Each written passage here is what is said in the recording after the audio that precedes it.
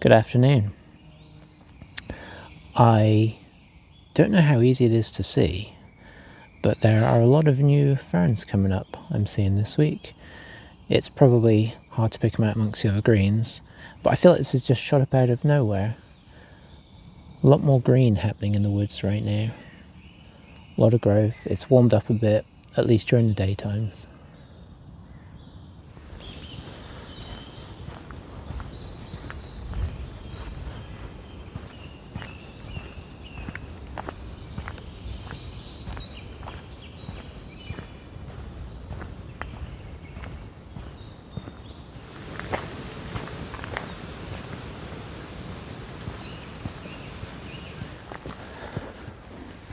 Today's been a rather typical day where it's storming one minute, sunny the next.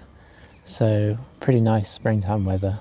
I don't like it when it's just blue skies for days, and other people don't like it when it just rains for days, so I feel like these are good compromises. Plus it's got to be good for the flowers because they're getting the sun and the rain, right, which is perfect growing conditions, hence why they're going so crazy.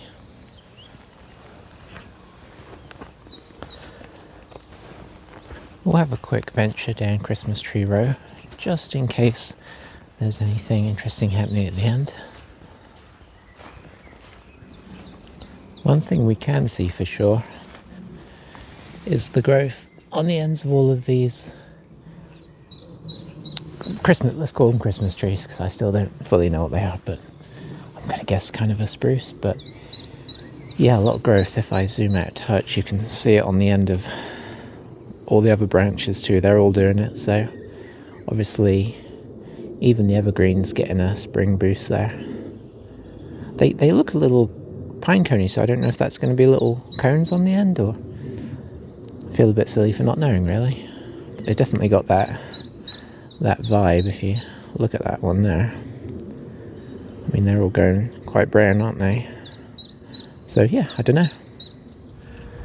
Alright, there's a few bluebells scattered in amongst. I thought perhaps that as the daffodils had been rampant here, that the bluebells might take over as well, but quiet down on the sides for bluebells. Nothing, but not as rampant as the daffodils, which you can now see are very much sort of going over. Essentially, you can see some little, well, you might be able to see the little heads of the daffodils, but there's almost nothing left now. Almost gone.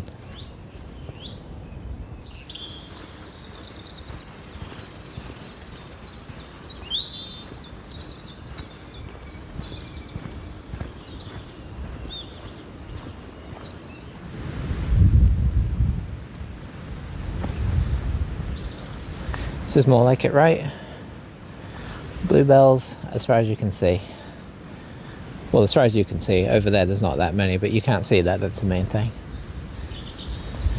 But yeah, that splash of colour is quite pleasant. I think I mentioned this last week, but all of this spurge over here, I mean, that combination with the bluebell is actually really nice, because it's such a bright green. I know it's green, but it's a very sort of lime green. And what I'm finding fascinating is, obviously I've noticed, I say obviously, you notice bluebells, right? Everybody's always excited about bluebells. But the spurge is throwing me off, because I feel like, how have I not noticed this stuff in the past? It must just be a me thing, but I feel like I really should have known about this plant. It's very prevalent around here. How have I not seen it before? I mean, I've obviously seen it. Have I not paid attention to it, or said, I wonder what that is? Oh, there's an orange-tipped butterfly floating past. If he stops, I'll grab him, but what's the likelihood of that? But yeah, digging the spurge, very much. Well, not literally digging it, because that would be, I mean, maybe illegal, who knows?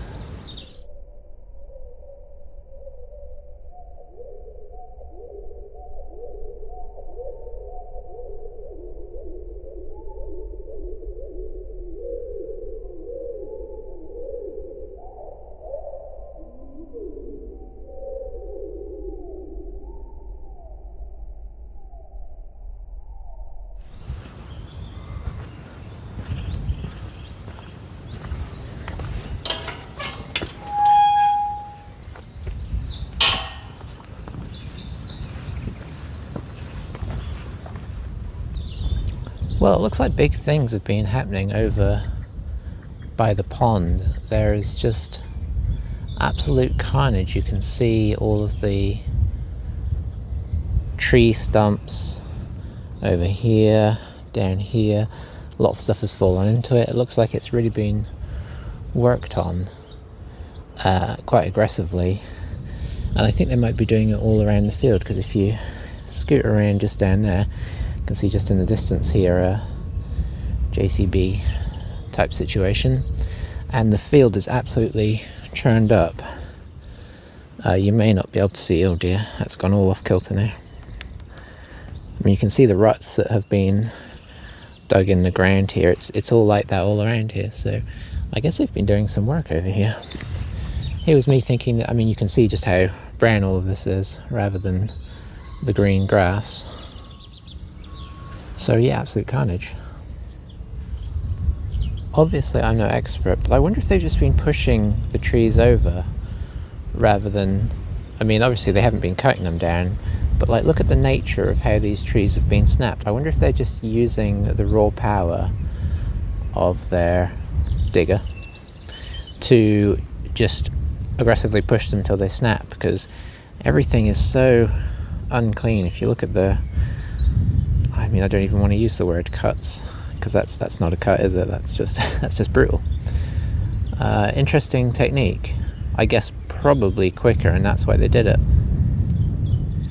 Chimney still thankfully hanging in there, so they haven't pushed that over, which is positive. I hope it remains. I quite liked the fact that it had a lot of cover. Now it has a bit less cover with all those trees being knocked in, but yeah. I think there's something down in the water, you know. I keep seeing ripples as if something is moving in it. I don't know if I'll be able to capture them, but it's not just sort of bubbles from one position. It seems like something that's actually moving around, so that's a bit spooky. I wonder what it could be. Don't know if I'm about to be in trouble, but those clouds seem to be blowing this way, and it's gone quite cold. If you look over here, does that look like that's probably rain coming down? I feel like it probably does. So I may be about to get quite wet. If so, it may be a sudden end to the video, but who can tell?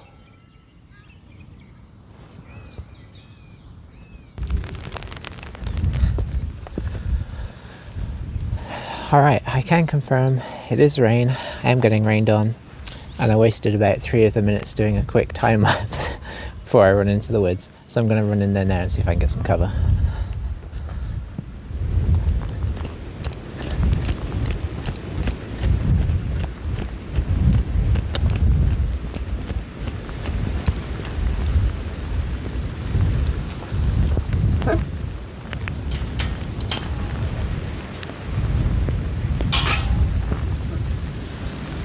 Oh boy.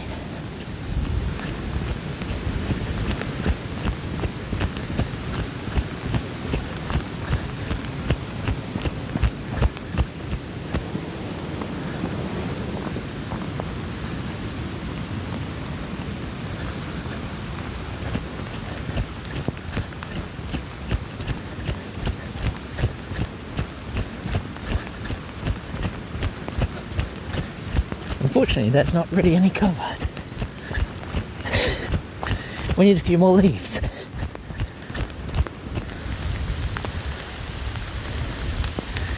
Don't know if you can tell, but there's a little hail in this.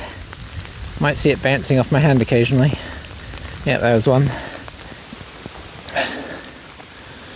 Okay, sorry if I'm a little out of breath from that run, but I ran out the field, through the woods, kind of to the other side where the pine trees are, and you can probably tell I'm a little bit damp, but under the pine trees is definitely the place to be.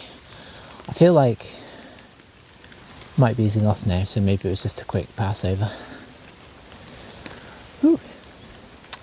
I knew it was probably a bad idea to stay out there, but I just was enjoying watching the rain come towards me. Maybe I should have brought an umbrella or something. I did wonder about that. Anyway, I don't know if you have any memory of this area, but just ahead of us we have the fork. So you come through over the crossroads where the young blood trees are, cross into the pines, then you curve to start heading back, and you can either go right at this fork, which leads you to a more squiggly path that leads to the main path. I think I called it the secret path or something. Anyway, it's very rambly. Or you can head left, which leads you to the gate and out into the fields, where you skirt the side of the woods on the outside. You come slightly back into the woods for a moment, over the two bridges, twin bridges I think we're going to call them, and then into the field where the horses are, and we're home. I don't know which way I want to take. I don't know how much I'm going to record it anyway, because it is still raining and things are a bit wet, myself included. If I see anything exciting, I'll let you know, but I'm going to see when I go those extra 10 meters, I'm just going to see what I feel like. If this is it though, thanks for watching this week. And I think soon we'll be having a butterfly episode. We will see. I've not seen a ton of them. I've seen a few. I know they're around because I've seen other people putting up pictures, so I'd like to do them, but once I start seeing a whole bunch of them, we'll try and do an episode. Anyway, see you soon. Bye bye.